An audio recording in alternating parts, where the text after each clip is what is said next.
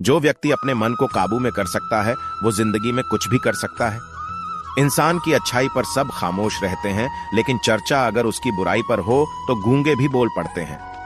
श्री कृष्ण कहते हैं, तुम्हारे बीते हुए कल को तो मैं ठीक नहीं कर सकता, लेकिन तुम्हारे वर्तमान में अगर तुम अच्छा कर्म करोगे तो मैं तुम्हारे आने वाला कल जरूर ठीक कर दूंगा। आज के जमाने में कोई अपना नहीं होता। लोग सिर्फ तब तक साथ देते हैं जब तक उनका स्वार्थ होता है। अगर कोई अकेला है तो इसका मतलब यह नहीं कि उसे कोई पसंद नहीं करता, बल्कि वह अकेला इसलिए है कि उसने दुनिया की औकात देखी है। लोगों को परखने की आदत डालो। जैसे हर चमकती चीज सोना नहीं होती, वैसे ही हर अच्छा दिखने वाला इंसान सच्चा नहीं होता। अकेले रहने का मजा ही अलग है, न किसी की जरूरत और न किसी से उम्मीद। सफाई वहां देनी चाहिए जहां उसे सुनने और समझने वाला एक खुला दिमाग हो।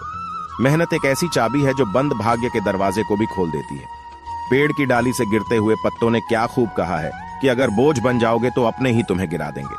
क्रोध को प्यार से, बुराई को अच्छाई से, स्वार्थी को उदारता से और झूठे व्यक्ति को सच्चाई से जीता जा सकता है। जिस तरह समुद्र के खारे पानी को गर्म करने के बाद नमक के कण दिखाई देते हैं, ठीक उसी तरह से जब हम ध्यान और भक्ति करते हैं तब हमें भगवान के दर्शन होते हैं।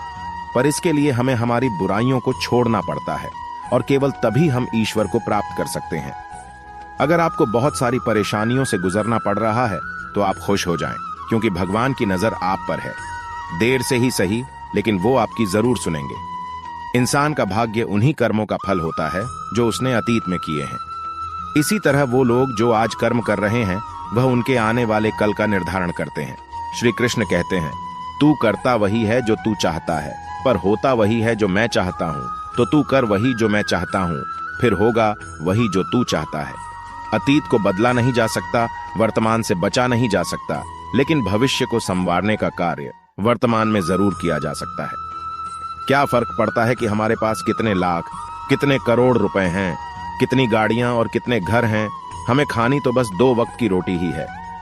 जिंदगी तो हर कोई जीता है, लेकिन फर्क सिर्फ इस बात से पड़ता है कि हमने कितने पल खुशी से बिताए, कितनों की खुशी की वजह हम बन पाए।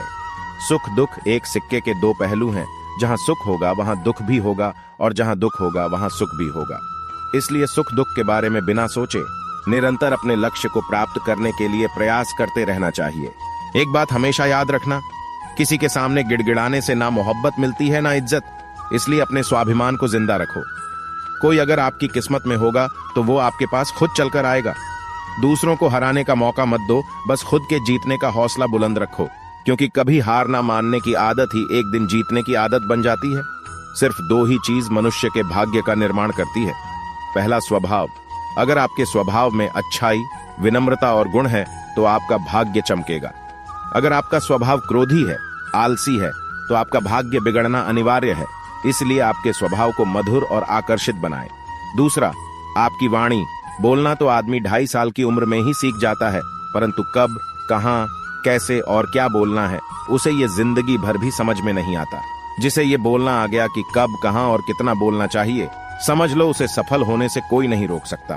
पिता से बड़ा कोई सलाहकार नहीं, माँ की छांव से बड़ी कोई दुनिया नहीं, भाई से अच्छा कोई भागीदार नहीं और बहन से बड़ा कोई शुभचिंतक नहीं। इस मतलब ही दुनिया से कोई मतलब ना रखो, और मतलब रखना है तो बस अपने मतलब से मतलब रखो।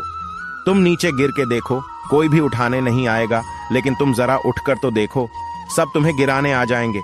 एक बात हमेशा याद रखना, अगर शराब की दुकान पर बैठकर दूध पियोगे तो तुम्हें शराबी का ही दर्जा मिलेगा, और किसी मंदिर में बैठकर शराब भी पियोगे तो तुम्हें एक संत का दर्जा दिया जाएगा।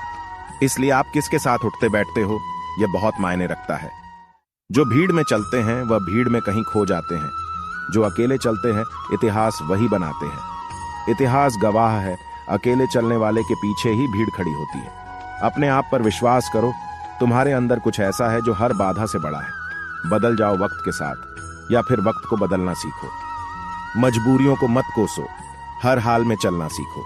दिखावे से तो केवल लोगों को खुशियां दी जा सकती है, भगवान तो केवल नियत देखते हैं। दोस्तों, उम्मीद करते हैं कि आप लोगों को यह वीडियो पसंद आई होगी। वीडियो के बारे में अपने विचार नीचे कमेंट करके जरूर बताएं, और कमेंट में जय श्री कृष्णा लिखना ना भूलें। मिलते हैं एक नई वीडियो के साथ, तब तक के लिए अपना ख्याल रखिएगा। जय श्री कृष्णा।